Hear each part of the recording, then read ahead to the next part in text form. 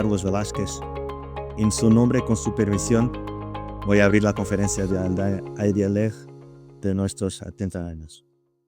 Ladies and gentlemen, welcome to Toledo. We are very happy to receive you here.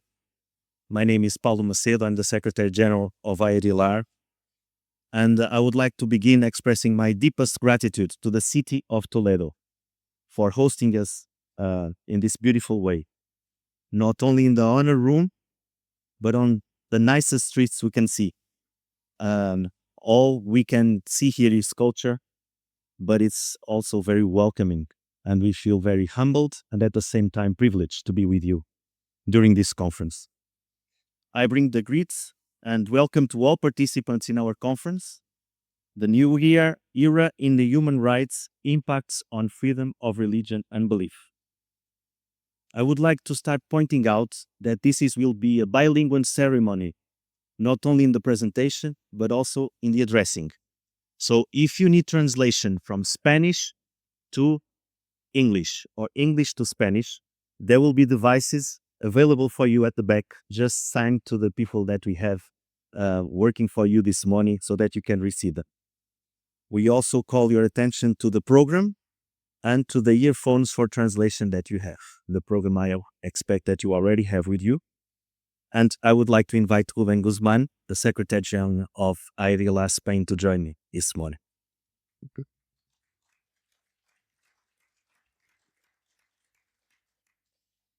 Ladies and gentlemen, dear friends, it's a pleasure to be with you this morning. My name is Rubén Guzmán. I'm the Secretary General of AIDLR here in Spain.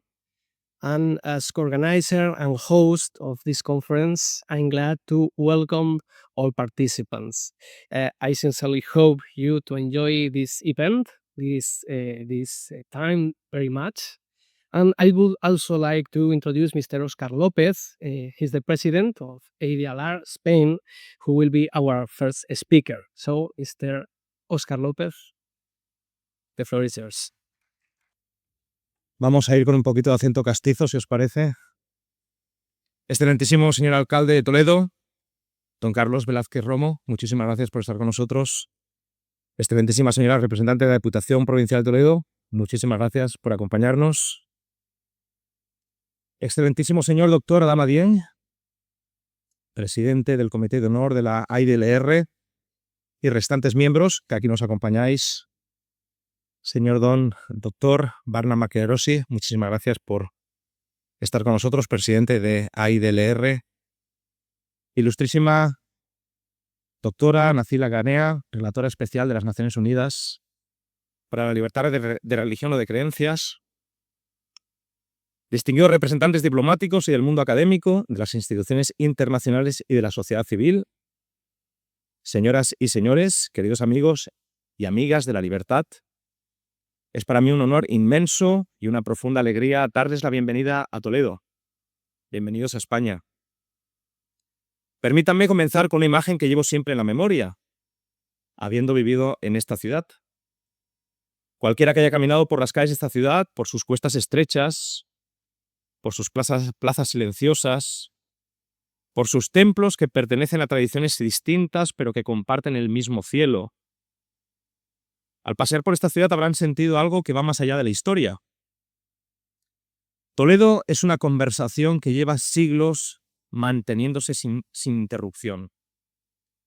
Es el lugar donde durante la Edad Media musulmanes, judíos y cristianos no solo convivieron, sino que se leyeron mutuamente, se estudiaron, se tradujeron y en el mejor sentido de la palabra se necesitaron.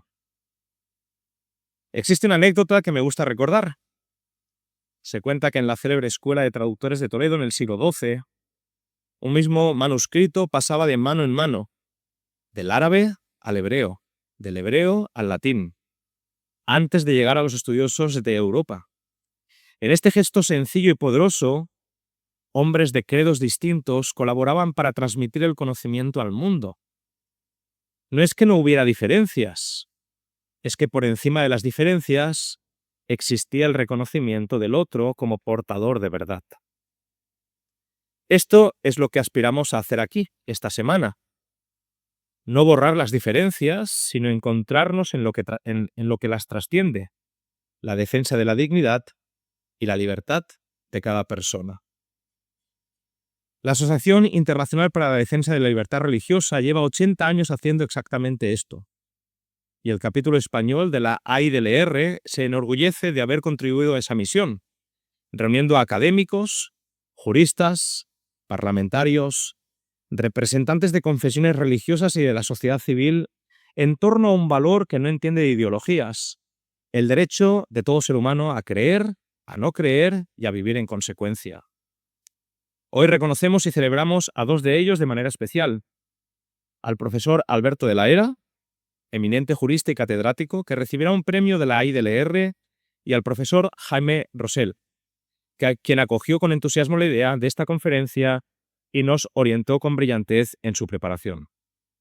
España tiene una relación profunda y a veces difícil con la libertad religiosa, pero también tiene una tradición jurídica sólida, una comunidad académica comprometida y una clase política que, en su mejor expresión, ha entendido que la laicidad del Estado y el respeto a las creencias de los ciudadanos no son enemigos, sino aliados. Ese es el espíritu con el que AIDLR España trabaja y es el espíritu que traemos a este encuentro. Permítanme hacer una breve mención con todo el afecto y la gratitud que merece a un momento que marcó la historia de nuestra asociación y que vincula a nuestra organización con España de una manera especial.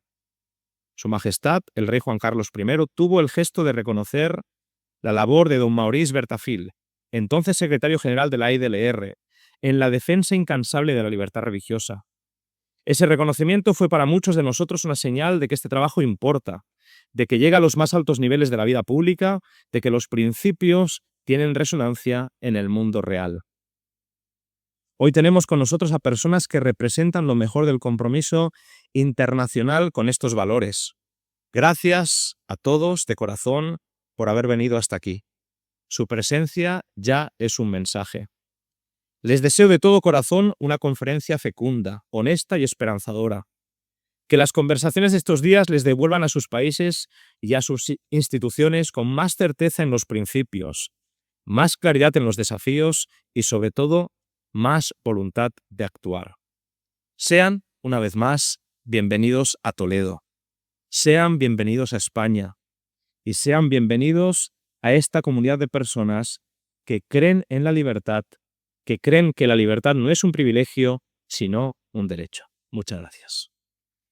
It is my honor to call to the stage right now for his first addressing as newly elected president of AIDLR, Dr. Barna Magyarosi. Your Excellency, Mayor of Toledo, Mr. Carlos Velázquez Romo, distinguished representative of the Diputación Provincial de Toledo, Soledad de Frutos del Valle, Dr. Adama Dieng, President of the AIDLR Honorary Committee and Distinguished International Statesman, Dr. Nazila, Ghanea, United Nations Special Rapporteur on Freedom of Religion and Belief, dear representatives of NGOs, honored guests, and AIDLR members.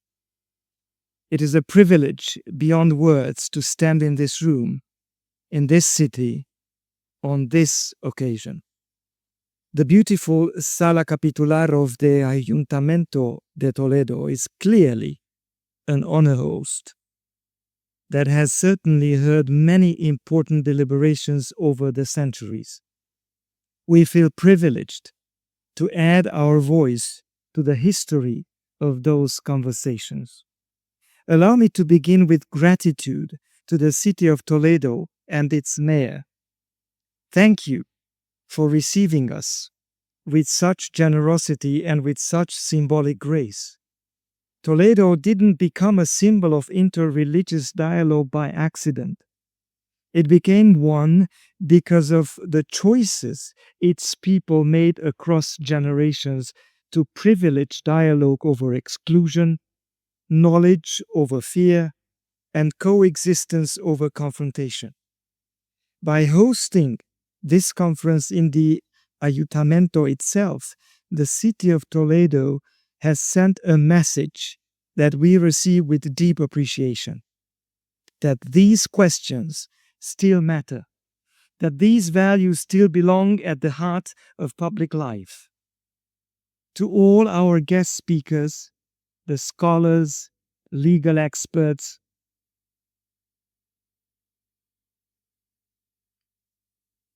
I seem to lost my way, but I will be back. Representatives of international institutions, voices of conscience from across the world, your presence here is an act of commitment. You have traveled far, and you bring with you not only expertise, but conviction. We are profoundly grateful for your presence.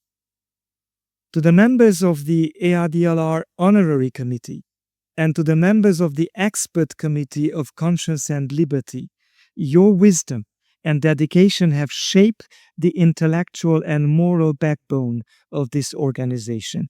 Thank you for continuing to trust us with your engagement. To the AIDLR chapters present here, from across Europe and beyond, your work on the ground, in your countries and communities, is where the mission becomes real. You are the proof that this is not merely a conversation among institutions, but a movement of people. And to the Spanish chapter of AIDLR, to President Óscar López and Secretary General Rubén Guzmán, my deepest personal gratitude. This conference would not exist without your acceptance and openness, your labor, and your unwavering commitment. You have been not merely partners in organization, but partners in spirit. I also wish to acknowledge with particular honor a message that will be read at this ceremony on behalf of His Excellency António Guterres, Secretary General of the United Nations. That the highest office in the international system of human rights has taken time to speak to this gathering is not a formality. It is a recognition that freedom of religion and belief is not a secondary right, not a regional concern, not even a niche issue. It is foundational. We cherish this message and we commit to living up to the attention it implies. Now, the question is, why are we here? Of course, we are here because AIDLR turns 80 years old in 2026. Happy birthday, AIDLR. 80 years since Dr. Jean Nussbaum founded this organization in the aftermath of a world war that had catastrophically revealed what happens when conscience is suppressed and dignity is denied. He built AIDLR on a simple but radical premise.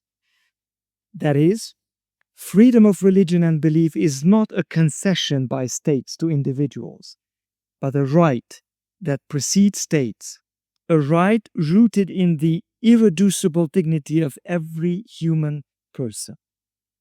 We are here to celebrate that legacy, but celebration for AIDLR has never been quite a quiet affair. It has always been a call to vigilance, because the world has not become a simpler place in 80 years. The threats to freedom of conscience and belief have not disappeared. They have multiplied and transformed. We are witnessing the weakening of multilateral frameworks that took generations to build. We are seeing religious identity weaponized for political gain. We are watching artificial intelligence develop at breakneck speed, and with it, new tools for surveillance, for discrimination, for the suppression of belief. We are observing the rise of religious nationalism, extreme secularism, and the instrumentalization of faith, sometimes simultaneously, sometimes within the same borders. This conference, A New Era in Human Rights, Impacts on Freedom of Religion and Belief, takes these questions seriously. We have gathered legal scholars, human rights experts, policymakers, UN officers, representatives of European Union's officers, of civil organizations working on the front lines of freedom of religion and beliefs violations. We have attempted to assemble a program that is rigorous and interdisciplinary, because the challenges we face do not respect the boundaries of academic disciplines. Allow me to state something that the program alone cannot convey. The most important things that happen at the conference like this are not what appear on the agenda. They are what happen between sessions, over lunch, on the corridors, in the evenings, on the streets of this extraordinary city. It is the moment, or they are the moments when researchers from Oxford meet a lawyer from Lisbon and a parliamentarian from Romania, and they discover that they are working on the same issues coming from different angles. It is the conversation that becomes a collaboration, the connection that I wish it become coalition. AIDLR deepest ambition for these days in Toledo is not mere a document that will be read, and that we believe is a meaningful one, that will carry real weight. But our deepest goal is that every person who leaves Toledo from our meeting leaves more connected to other defenders of freedom, with the awareness that they are not alone in this work, and with the conviction that principles, not conditions, must guide our actions. We dream that our guests will leave Toledo inspired, committed, hopeful, focused as our founder always was, not on interest, but on principles, aiming for human dignity despite circumstances, because dignity is not a reward for favorable circumstances. It is the premise on which we build.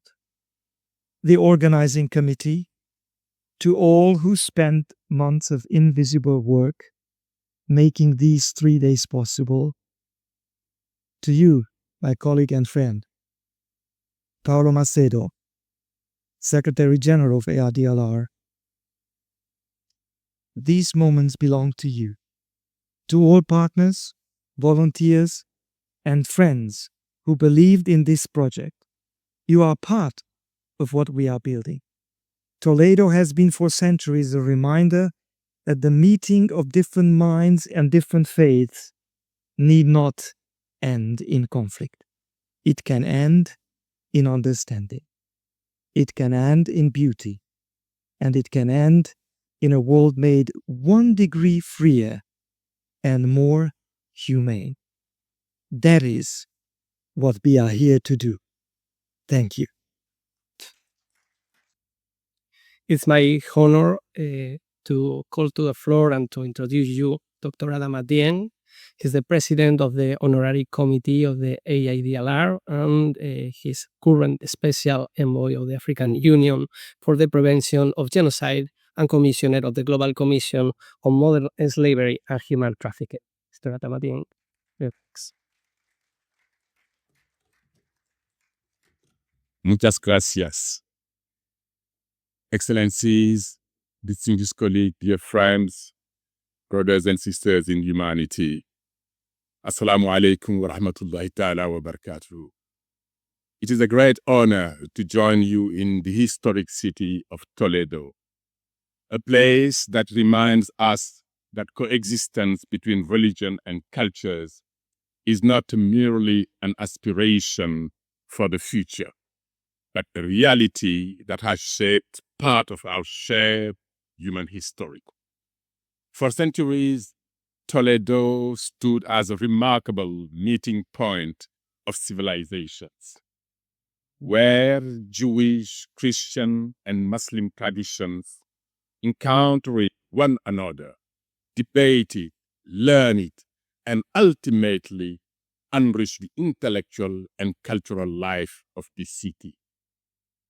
In that sense, Toledo is more than a beautiful historic setting for our conference. It is a powerful reminder that coexistence and diversity are not abstract ideals.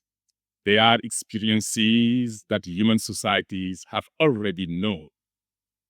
In many ways, the wisdom that sustains such a coexistence is captured beautifully in the Quran in Surah An-Nahl, chapter 16, 9. Upon Allah rests the showing of the right way, yet among the paths there are those that deviate, and had He willed, He could have guided you off. This verse offers a profound reminder. Human beings have been granted the freedom to choose their path. Diversity of belief and conviction is therefore not an accident of history, but part of the human condition itself. Differences in belief should not lead to division or hostility, but rather invite encounter, understanding, and mutual respect. Yet, we meet today at a moment when the values of coexistence and mutual respect are under growing pressure in many parts of the world. Across the globe, the human rights landscape is undergoing profound transformation. Rising geopolitical tensions, growing polarization within societies, the resurgence of identity-based politics, and the rapid evolution of digital technologies are reshaping the environment in which human dignity must be protected. In this changing context, freedom of religion or belief has become one of the clearest indicators of the health of our societies. Where freedom of religion or belief is respected, coexistence flourishes, diversity becomes a strength, and communities can live together in dignity. Allow me to take us back to basics. What is freedom of religion or belief? It protects something profoundly personal and deeply human, the freedom of conscience, which is that intimate space within every human being where identity is shaped, where questions of meaning are confronted, and where our deepest moral convictions take root. In human rights law, this is often described as the forum internum, the inner freedom of thought and belief that belongs to every individual. This is absolute. It protects the right to believe, not to believe, to change one's belief, to question belief, or to live without religious conviction at all. Freedom of religion or belief, therefore, does not primarily protect religions or institutions. It protects people, the believer, the doubter, the seeker, and the non-believer alike. Because when freedom of conscience is violated, something essential in the human person is diminished. This is precisely why, in the aftermath of the immense tragedies of the 20th century, the architects of the international human rights system placed this freedom at the very heart of the Universal Declaration of Human Rights. Article 18 affirmed that every human being has the right to freedom of thought, conscience, and religion. This recognition reflected a profound lesson learned from history, that the dignity of the human person begins with the freedom to follow one's conscience. During my years working on the prevention of genocide and atrocity crimes, I repeatedly observed that attacks on freedom of religion or belief are rarely isolated violations. They are often among the earliest warning signs of deeper societal fractures. Before violence erupts, societies often witness patterns such as the stigmatization of religious minorities, restrictions of religious practices, attacks on places of worship, and the normalization of hate speech targeting communities of faith. These developments signal a dangerous process in which societies begin to divide along lines of identity and belief. Protecting freedom of religion or belief is therefore not only about defending a fundamental right, it is also about preventing conflict and safeguarding peace.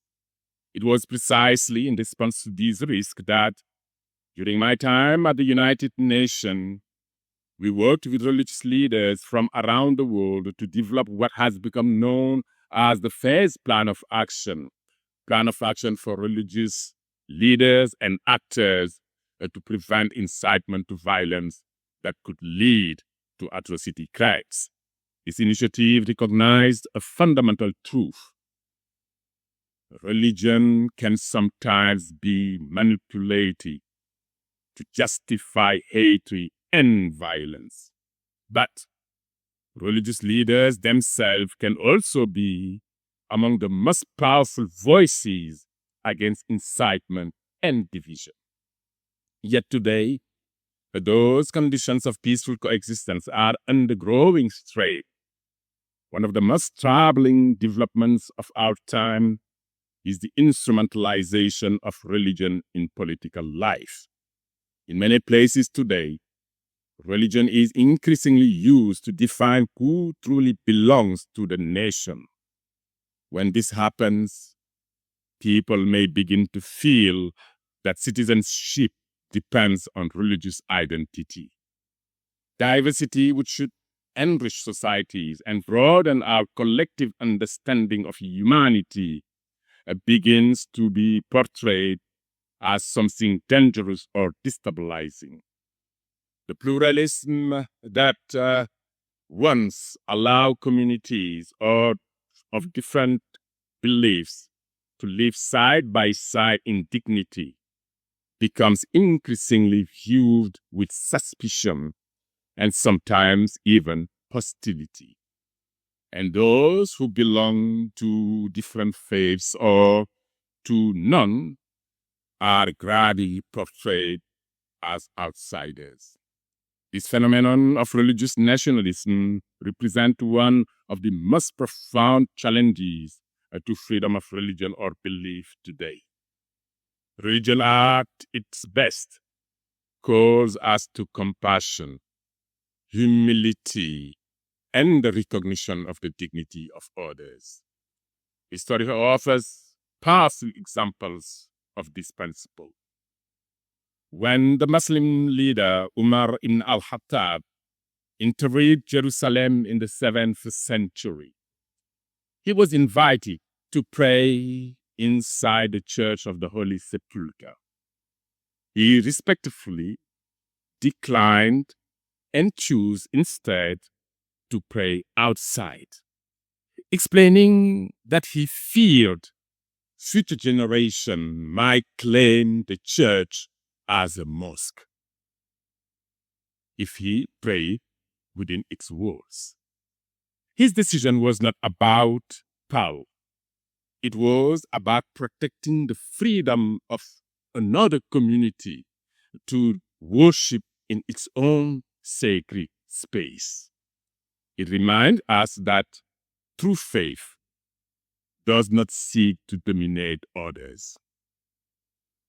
It seeks to protect the dignity of all.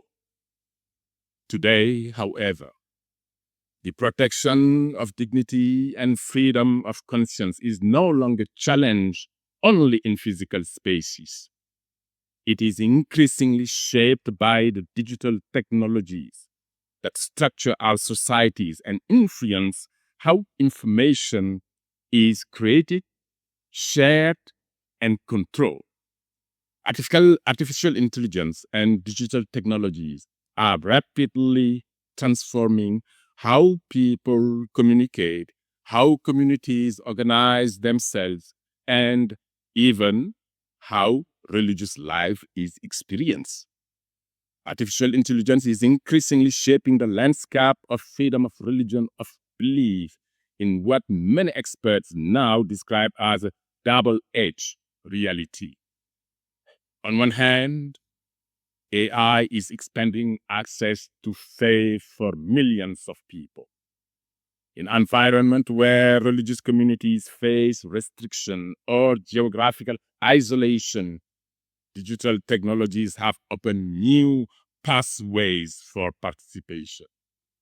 AI-enabled access virtual spaces allow believers in close or remote societies to access religious teaching, participate in worship, and connect with their communities. Real-time translation tools and digitals are accessible. Religious institutions themselves are adopting AI tools for translation, communication, pastoral support, and administrative work, making participation more accessible to wider audiences. Yet, at the same time, the same technologies are creating new and sophisticated tools for repression. Human rights organizations increasingly warn that the use of AI to monitor religious life is silent persecution. AI-driven surveillance system can analyze facial recognition data, biometric information, and digital communications to track religious gathering or identify and even locate members of minority faith communities.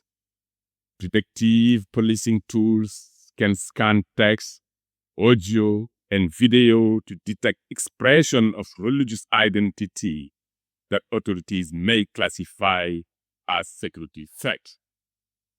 Another emerging concern is the use of generative AI to fabricate evidence.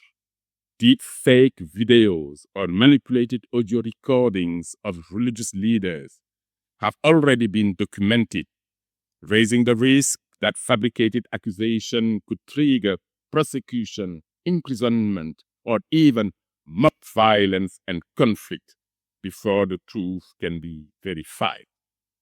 Even in democratic societies, AI presents challenges through algorithmic bias and automated censorship. Content moderation systems may unintentionally flag sermons, religious teaching, or faith-based perspective as harmful content.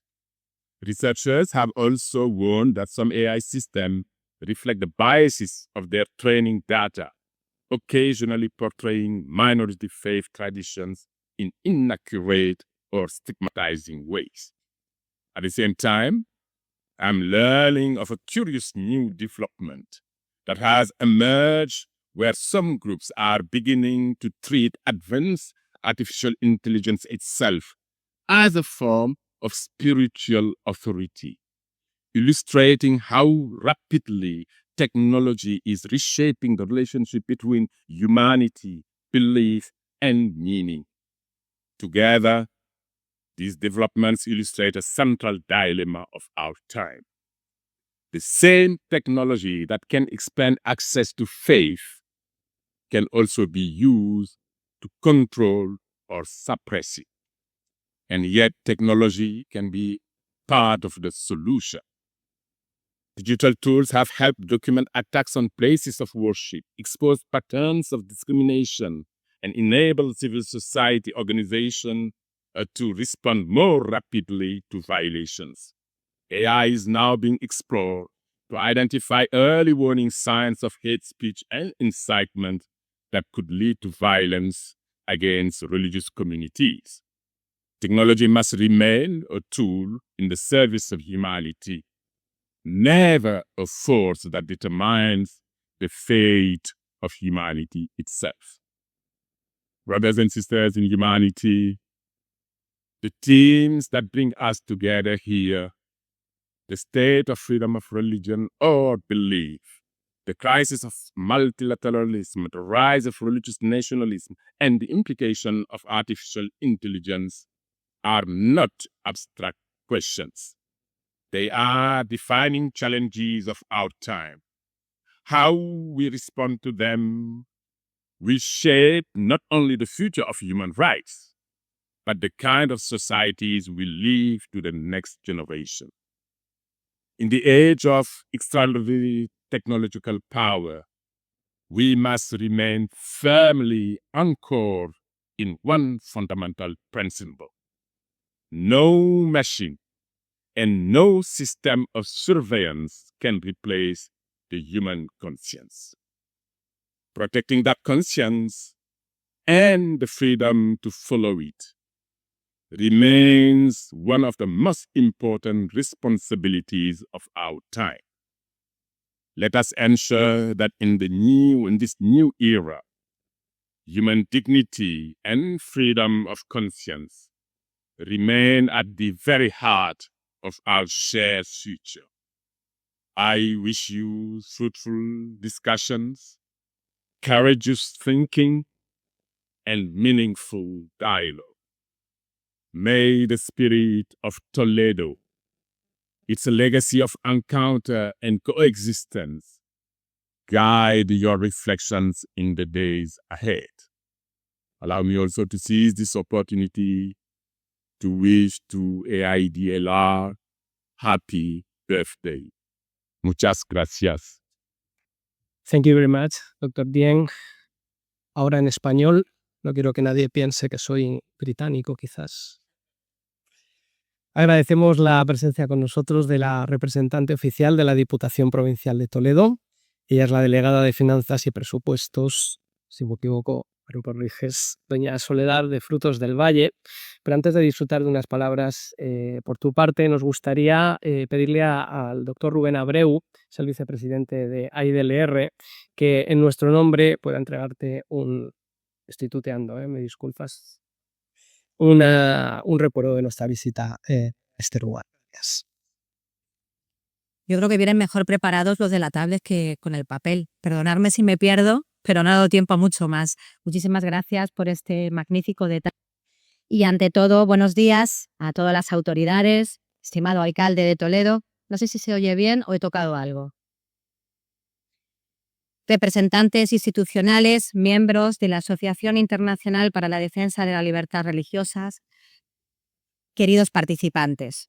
Es un honor para la Diputación de Toledo y para quien les habla en representación de la presidenta de la Diputación, darles la bienvenida a esta ciudad que no necesita artificios para explicar lo que es, un lugar donde la historia nos enseña que convivir es posible cuando hay respeto, cuando hay raíces y cuando hay valores firmes, y hacerlo en esta maravillosa Sala Capitular del Ayuntamiento, un lugar cargado de historia, de simbolismo y de memoria compartida.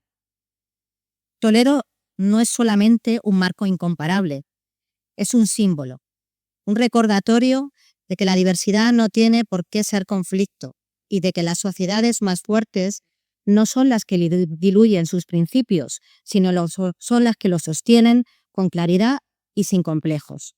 Esta ciudad ha sido testigo de encuentro y también de tensiones entre distintas tradiciones religiosas, culturales y filosóficas. Aquí convivieron comunidades cristianas, judías y musulmanas, dejando un legado que hoy nos interpela.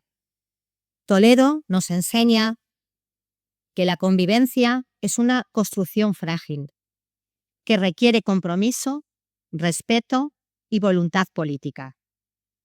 Hablar de libertad de religión o de creencias es hablar de uno de los pilares fundamentales de los derechos fundamentales. Este derecho protege tanto a quienes profesan una fe como a quienes no lo hacen.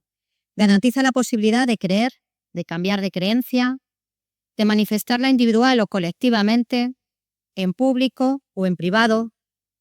En última instancia, se trata de una expresión profunda de la dignidad humana, del derecho de cada persona a definir su propia identidad y su propio sentido de vida.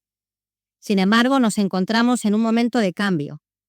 Vivimos una etapa marcada por transformaciones profundas, la digitalización, la globalización, los movimientos migratorios, las nuevas dinámicas geopolíticas y también una creciente polarización social.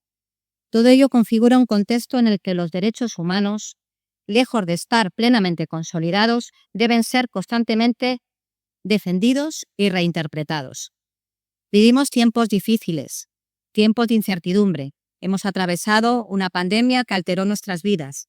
Asistimos a conflictos internacionales que vuelven a situar la violencia en el centro del tablero y vemos como en muchos lugares las libertades se debilitan. Pero junto a todo eso hay algo más profundo, una cierta desorientación moral, una pérdida de referencias que está afectando a la base misma de nuestras sociedades. Y cuando se debilitan las raíces, todo lo demás se resiente.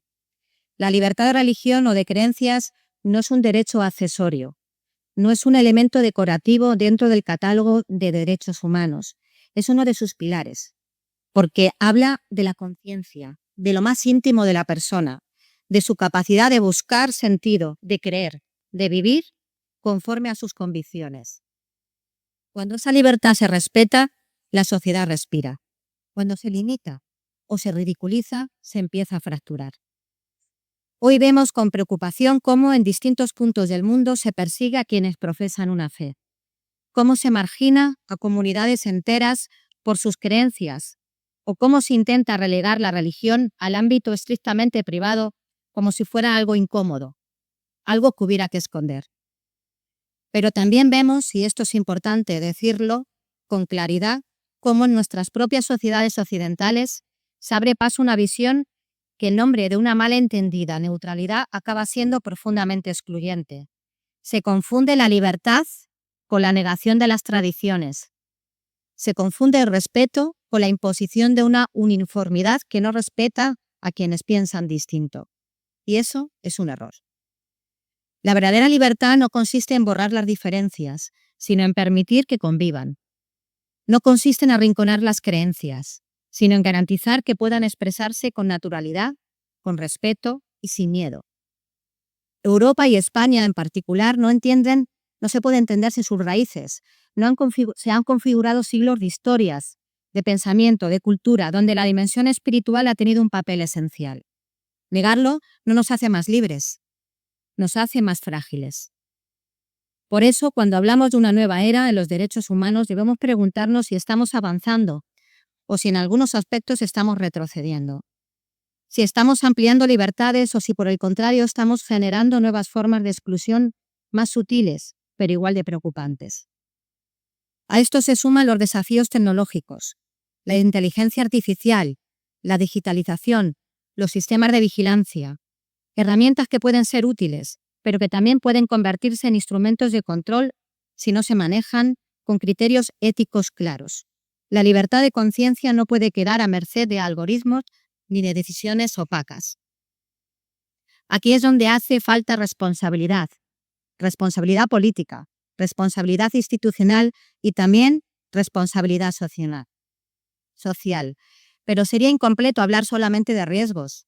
También estamos ante una etapa de oportunidades. Nunca antes hemos tenido tantas herramientas que permitan promover el diálogo, el conocimiento mutuo y la cooperación entre culturas y religiones. Las nuevas tecnologías bien utilizadas pueden acercar realidades, derribar prejuicios y amplificar mensajes de respeto y convivencia. La pregunta clave, por tanto, no es solo si estamos ante una nueva era, sino qué tipo de era queremos construir. Y aquí es donde las instituciones públicas y especialmente las administraciones locales tenemos una responsabilidad fundamental. Desde la Diputación de Toledo creemos firmemente que la defensa de los derechos humanos comienza en lo cercano, en lo cotidiano, en el ámbito local. Es nuestros municipios donde la diversidad se hace tangible, donde las diferencias se encuentran cara a cara y donde la convivencia se pone a prueba cada día. Desde la Diputación de Toledo creemos en una forma de gobernar pegada a la realidad, que defienda a las personas concretas, a sus derechos y a su dignidad. Creemos en el valor de la comunidad, en la importancia de las tradiciones, en el papel de la familia, en el respeto a las creencias de cada uno. Y creemos, sobre todo, que la libertad hay que protegerla cada día. No se hereda automáticamente, no está garantizada para siempre. Por eso, esta conferencia es oportuna y necesaria, porque reúne a quienes tienen la capacidad de analizar, de proponer y de actuar, porque pone sobre la mesa debates que no siempre son cómodos, pero que son imprescindibles. Y porque nos recuerda que la defensa de la libertad de religión o de creencias no es una causa de unos pocos, sino una responsabilidad de todos. Quiero agradecer a la Asociación Internacional para la Defensa de la Libertad Religiosa su trabajo constante durante décadas y la elección de Toledo para este encuentro. No es solo un acierto logístico, es una declaración de intenciones. También quiero agradecer su presencia a todos ustedes. Su implicación demuestra que todavía hay muchas personas comprometidas con la defensa de los derechos humanos desde una perspectiva seria, rigurosa y valiente. Permítanme terminar con una reflexión sencilla. Las sociedades que perduran no son las que cambian constantemente de principios, sino las que saben adaptarse sin renunciar a lo esencial. Y lo esencial es la dignidad de la persona, su libertad, su conciencia. Cuidemos eso, defendámoslo, no por inercia, sino por convicción. Porque en ello nos jugamos mucho más que un debate académico. Nos jugamos un tipo de sociedad que queremos dejar a quienes vienen detrás. Muchísimas gracias. It is my honor now to call the ilustrísimo señor Don Carlos Álvarez Romo, alcalde de Toledo, to whom AIDLR expresses special gratitude for the openness of hosting this ceremony at the Sala Capitular. And I would also like to call Dr. Barna Magyarosi to join us to hand Don Carlos Velázquez a reminder of our recognition and gratitude to Toledo.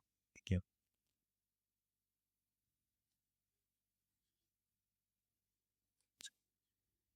Thank you very much, dear colleagues, dear teachers and rest of authorities. Thank you for the present, above all, and welcome to Toledo. Welcome to this Capitular Hall in this city council. Welcome to the city of three cultures. Welcome to the city of the coexistence. Welcome to the city of the convivence. Welcome to the city that historically show us that working together, it's possible if we want. The city that showed us that working together is possible even with difference, if we want. Is proud for us, proud for me and for the city, and especially for me as a mayor, do this meeting here.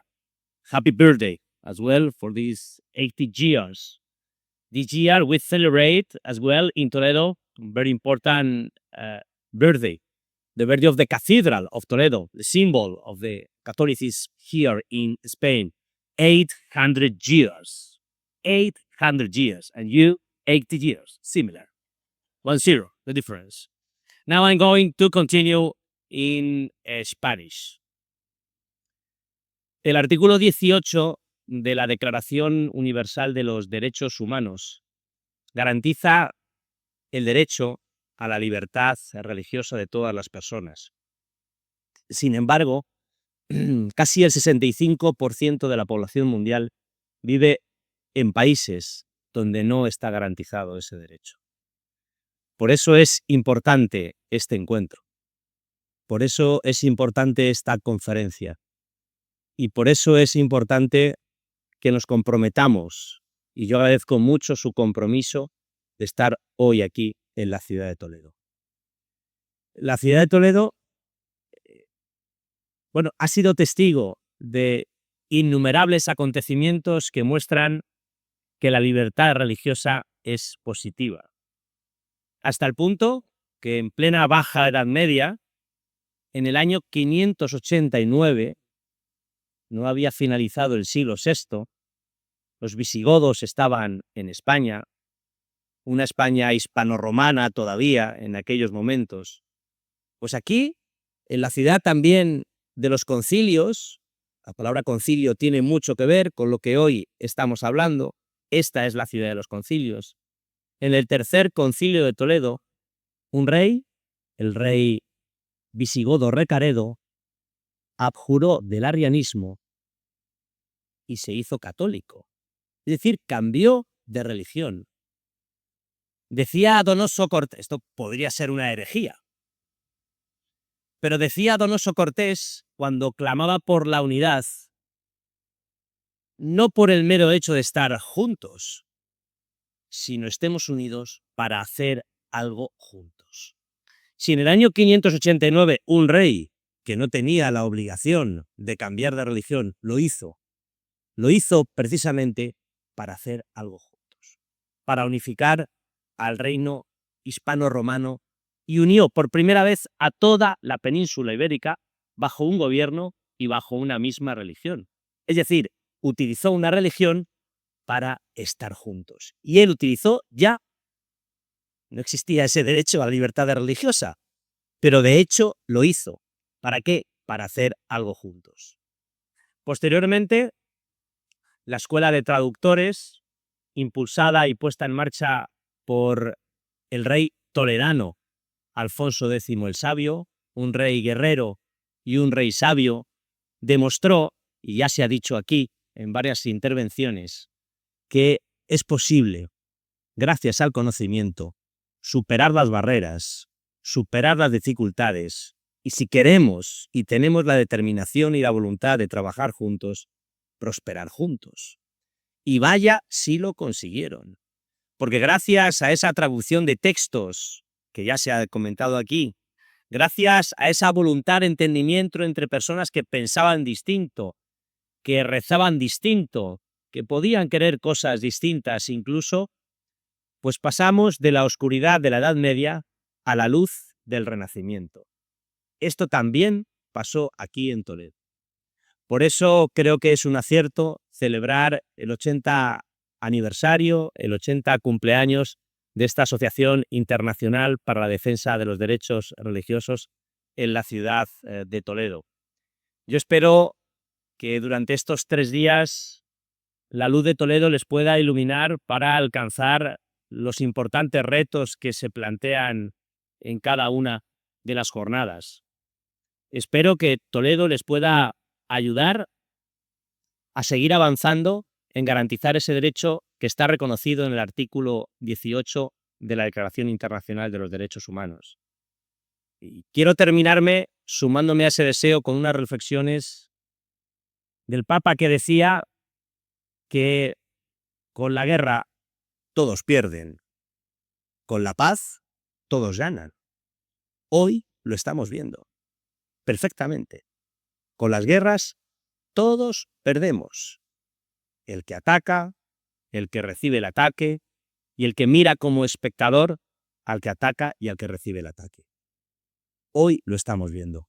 Por tanto, este es un momento y un foro para reclamar la paz en todos los lugares del mundo, porque con la paz ganamos todos. Así que muchísimas gracias, muchas felicidades también por estas jornadas y espero que se cumplan todos los objetivos que tenían marcados. Gracias. Muchas gracias, don Carlos. Otra vez, of course, no problem. Thank you. Thank you so much for receiving us this morning. The AIDLR has been founded in the context of the writing procedures of the Universal Declarations of the Human Rights in 1946. In 1978, AIDLR obtained its accreditation as NGO by the ECOSOC. In 1987, AIDLR received a recognition from United Nations Secretary-General Pérez de Cuéllar as a messenger of peace. The commitment and support of AIDLR to the human rights document and institutional frame has been long and consistent. It is our honor now to receive and accept a message from the United Nations Secretary-General, His Excellency António Guterres, presented here by Madam United Nations Special Rapporteur for Freedom of Religion and Belief, Dr. Nazila, Ghanea. Thank you for your presence.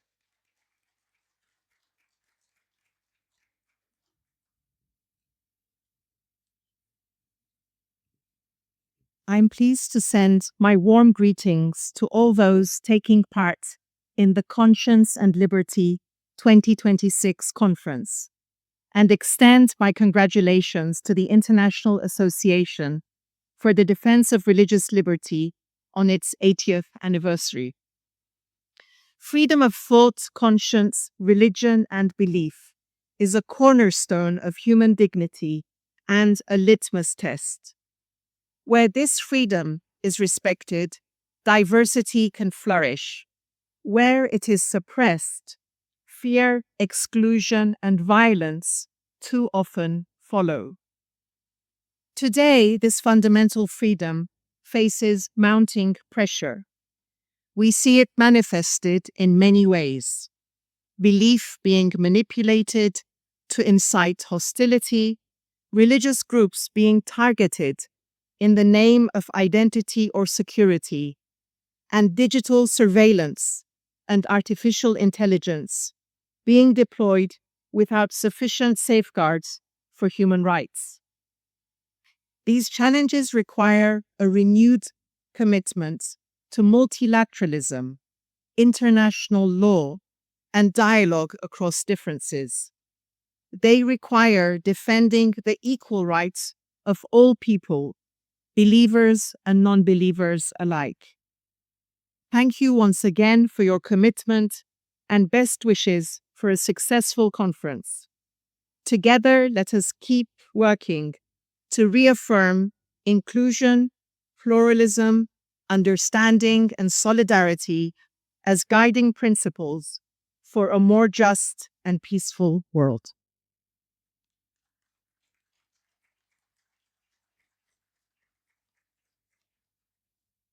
Thank you, Dr. Nazila Ghanea.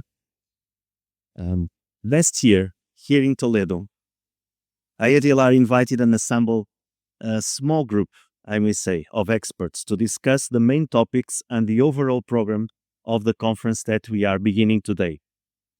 The debate, to the ones that were here, was intense and rich, in line with the challenges the world is posing our generation. And I may mark, not having written there, how much the world has changed since last year. De este debate surgió la idea de redactar una declaración que se presentara en esta conferencia y que reflejara las preocupaciones, los llamamientos de la AIDLR, ya sea a través de su Asamblea General, su Junta Directiva y o sus secciones nacionales. Os invitamos a todos a leerla, a sumaros a sus declaraciones si así lo deseáis, con vuestra voluntad, con vuestras acciones. Y es para mí un honor, además yo soy toledano, pues presentaros la declaración de Toledo, de la AIDLR, y os invito a leerla en ese folleto que tenéis en el idioma de vuestra preferencia. To the ones that don't understand Spanish and don't have the devices, we are inviting all of you to read the declaration in the language of your choice, French, Spanish, or English, in your program booklet. The AIDLR Declaration of Toledo will be read before us today in 3 languages. In Spanish, the language of the country that hosts us, through the reading of Dr. María de Codes, catedrátic of the Complutense University and member of the Honorary Committee of AIDLR.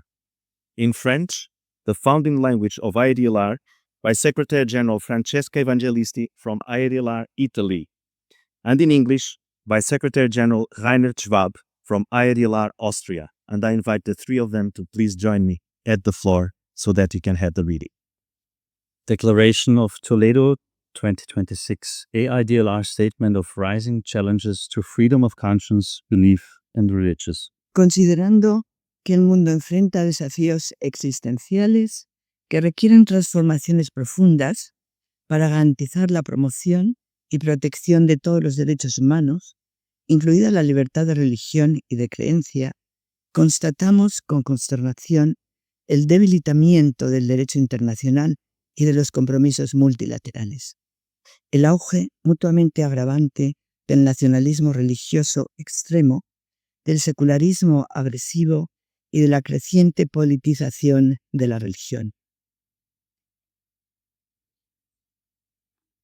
Les nouvelles technologies, notamment l'intelligence artificielle, Les outils de profilage et la surveillance en ligne aggravent la discrimination et restreignent les libertés.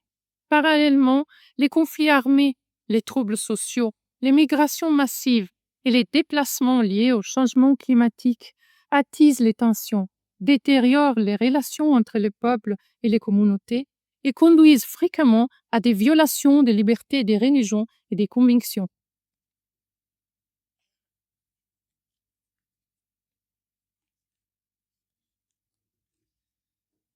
The International Association for the Defense of Religious Liberty, AIDLR, founded in 1946 by Jean Nussbaum, has always been committed to defense of the dignity of the human person and religious liberty as a foundation of world peace through freedom and justice to individuals and communities.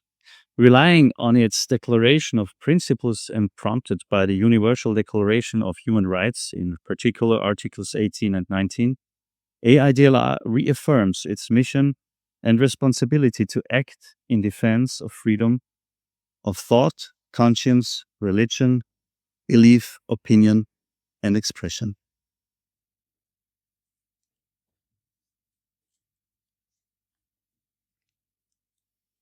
Considerando el aumento alarmante de la intolerancia, la discriminación, la persecución y la manipulación de la religión como instrumento de opresión en las esferas pública y política, poniendo en peligro la paz, la coexistencia y la implementación universal de los derechos humanos, la Asociación Internacional para la Defensa de la Libertad Religiosa hace un llamamiento a las organizaciones internacionales, a los actores estatales y los agentes de la sociedad civil a un compromiso intensificado y una acción concertada a través de las siguientes disposiciones. 12 points d'action. Premier, reconnaître le principe de la dignité humaine comme fondament de tous les droits humains, y compris la liberté de conscience, des croyances et des religions. 2. Affirmer les principes de la liberté des religions ou des convictions comme centraux dans le système international des droits humains et dans la construction des sociétés libres, justes et pacifiques. 3. Protéger la liberté de conscience, des croyances, des religions et d'expression comme des droits inviolables et indivisibles, indispensables à la préservation effective des droits humains.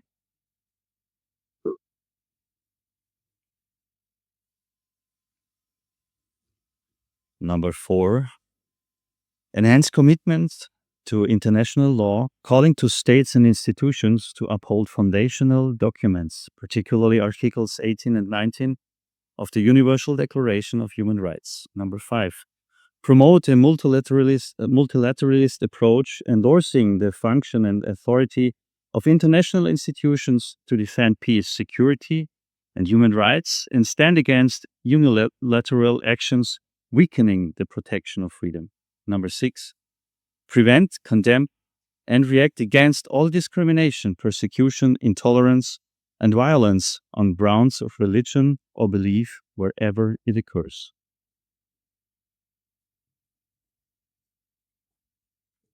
7.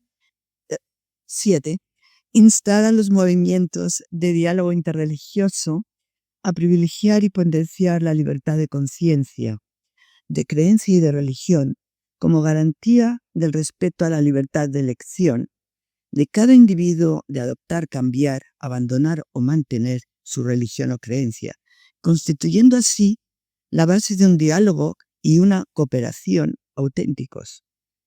8. Reafirmar y fortalecer la separación entre el Estado y la religión, inscribiéndola en la ley, afirmándola con palabra y asegurándola con los hechos, como salvaguarda intrínseca de la libertad individual y de las instituciones democráticas. 9. Elevar la conciencia e inspirar la acción contra la instrumentalización de las religiones, las creencias o sus seguidores, que incite al odio y la violencia, por ejemplo con fines de justificación de regímenes benéficos políticos u objetivos electorales.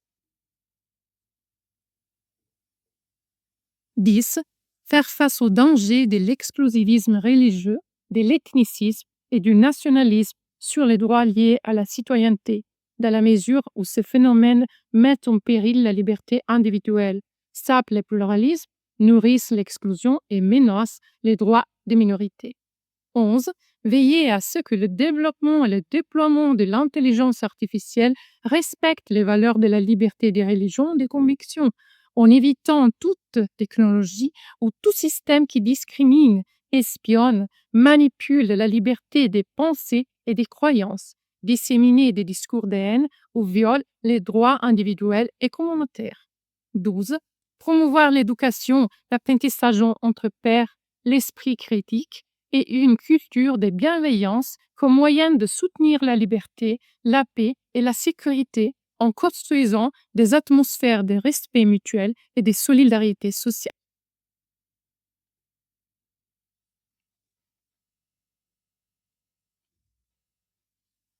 Following our founder Sean Nussbaum, we reaffirm and hold.